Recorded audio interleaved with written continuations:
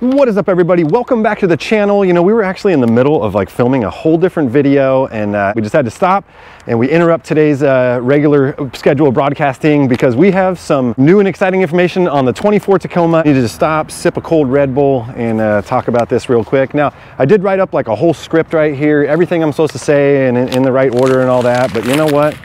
As you guys know before, this just doesn't really work for me. I'm just more of a freestyle kind of guy, and I just am gonna knock this whole video out off the top of my head, one take. So, there's one super special thing, and I mean super special thing, and Toyota Tacoma enthusiasts will understand more than anybody about the new 24 Tacoma. We'll get to that in a second. So, God, where was I supposed to start?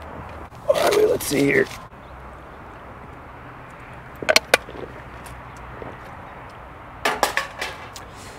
It's exactly what I'm talking about later on in this video, is I don't mind if somebody throws a Red Bull can into the side of this truck. So, all right, let's get this right.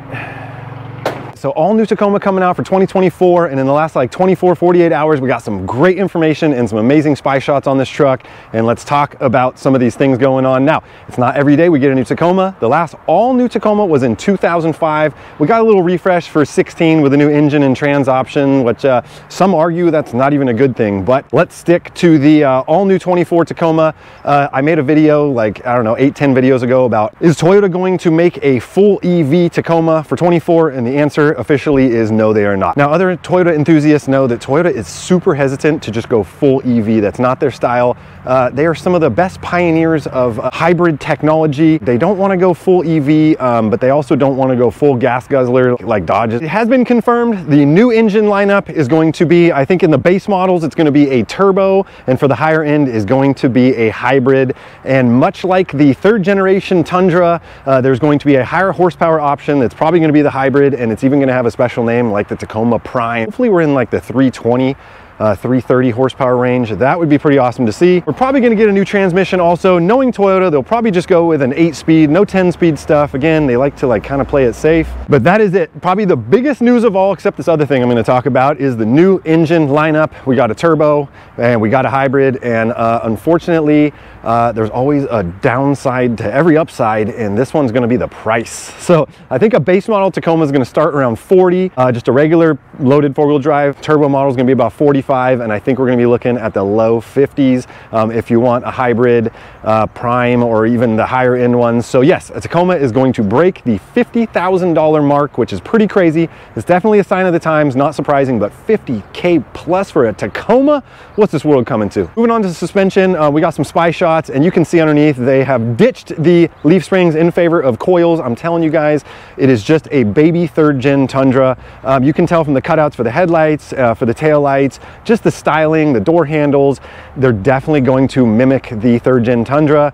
In the past, let's just compare a 2016 Tacoma and a 2016 Tundra. Did they look alike? No, not really. You could not tell they were siblings, but I think going on in the future, starting in 24, the Tacoma and the Tundra are going to align a lot more. Okay, now let's get to the title of this thumbnail. The reason why we're all here is because I said that the 2024 Tacoma has one amazing feature. I mean, the craziest feature of all times. Toyota enthusiasts, Tacoma enthusiasts especially, have wanted this for over a quarter of a century, and what I'm talking about is rear disc brakes. Yes, it has been confirmed the 24 Tacoma is going to get rear disc brakes. The Tacoma has never had rear disc brakes. Even other companies that we don't even like have stepped up and thrown rear disc brakes on trucks, but Tacoma has never had it, and it's going to happen. You know, I know it's probably like the least exciting thing about the new Tacoma, but it is something to look forward to. We finally get rear discs in the Tacoma, so that's pretty cool. I'm telling you, my real Tacoma enthusiasts out there, you guys know what I'm talking about, right? People have always wanted, this is a huge topic of discussion amongst Tacoma owners. Why don't we have rear disc brakes? Well, you've finally gotten it. So to close this out, I want to say something. I hope I don't cause any trouble out there. Some people are going to disagree with what I'm about to say, but the Tundra is too big.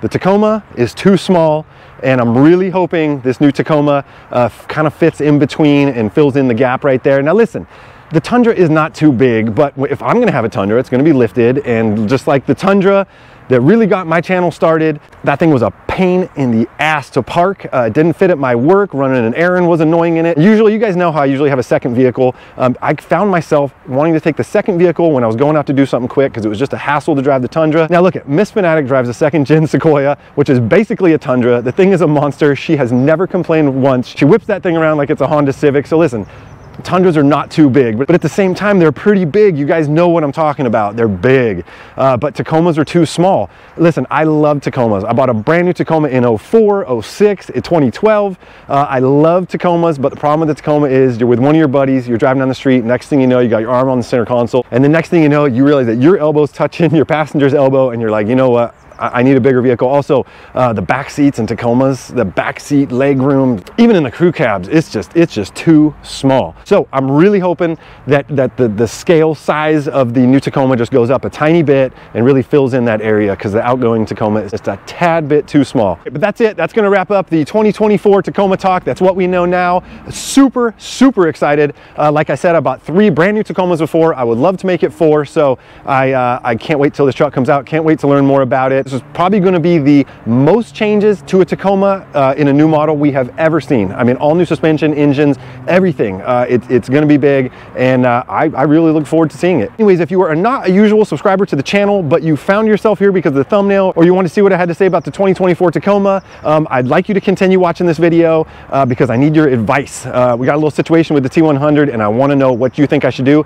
Let's go right back to the video we were doing before we jumped in with this little talk we had to have about the Tacoma, and we'll take it from there. What is up, everybody? Welcome back to the channel. Today we're facing a fear that I've had for a long time, and we're getting the T100 smogged.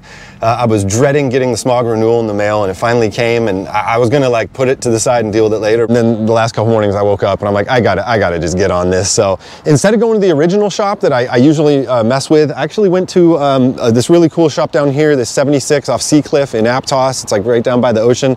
It's pretty close to my house, just a few blocks away. So I scanned the truck this morning myself, made sure there was no codes, there's no check engine lights, everything's good. The only issue we've come across is the catalytic converter in this thing is kind of old. It's a little bit weak. It's like low efficiency is what they call it. So I was concerned that was going to be an issue, but I was just at my house chilling. They called me, said it was ready.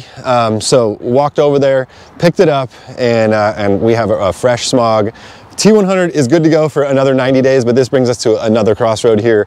The big question is now that you need a smog in California to sell a vehicle, and I've sold like 90% of the vehicles I've sold in my life. I didn't smog it first, and the person just took it, and I said, you know, good luck. But as I get older, I'm like, I don't want to have to deal with any stuff down the road, especially on something like a 97. So now that I have a valid smog for the T100, do we just sell it? Do I just throw this thing up for like 10 grand on Craigslist, sell it, and move on to like maybe a first gen Tundra, maybe a first gen like a 01 through 04 Tacoma? I kind of feel like it's just time for something new on the channel. And you guys, I've said before, I would add a 4th vehicle to the fleet. We just do not have room for it, and I swear it would be parked off on this weird side of our fence, and it get the catalytic converter stolen or something. So, but I'm serious, everybody. I need to know. I need your advice.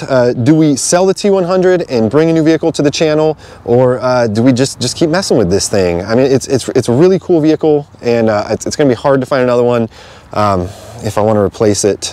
That's as nice as this one. I look at these things daily on Facebook Marketplace. There are so many. There's probably an average of maybe 35 or 40 around, you know, Northern California at any given time, and 99.9% of them are absolutely beat to shit. For right now, let's go fuel up this thing and get on with the day. And we're back. So listen, everybody, leave a comment down below. What should we do with the T100? My only issue is I'm afraid that if we sell this truck, that I'm going to replace it with something a lot nicer. I'd like to get a first gen crew cab Tundra. I'd like to do something that we lift pretty big. I don't know if I mentioned it, but it's rained for the last like 10 days straight. This truck just sat there for 10 days getting rained on. I wouldn't really care if somebody backed into it, or if I left the window down a crack and it got a little wet inside. It wouldn't be the end of the world. The truck is, you know, it's a really nice truck, but at the same time, it's kind of an old beater. So I really don't know what to do. Do you guys think we should keep this truck or move on to something else? You know, it's like we got to move on. Channel really needs a new project vehicle, but at the same time, I really like this T100. There's just something special about it. So definitely let me know in the comments what you think we should do with the T100, especially while we have that smog. All right, so that's going to conclude this video. Oh, and something else I wanted to say.